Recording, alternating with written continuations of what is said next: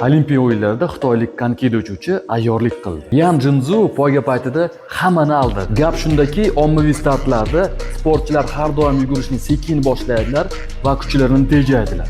Bu aksioma. Yan buni bilardi. Unda reja tug'ildi. Agar startda jo'qinib, hammadan oldinga o'tib, oxiriga o'tib olsam-chi? Xuddi shunday ham qildi.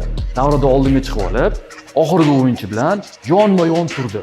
Go'yo u hali ham oxirida. Vizual jihatdan u outsiderga o'xshardi, lekin amalda u allaqachon yetakchi edi. Ajablanarlisi shundaki, bunga hech kim e'tibor bermadi. Chunki ular bolaliklaridan o'rgatilgan o'z strategiyasiga e'tibor qaratishdi. Faqat marraga yetgandagina ular yutqazganliklarini tushunishdi.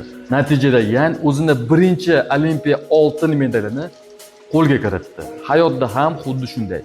Eng kuchli yo aqlli bo'lish shart emas. G'alaba qozonish uchun nostandart harakat qilish kifoya. Agar video qiziqarli bo'lgan bo'lsa, obuna bo'lishni unutmang.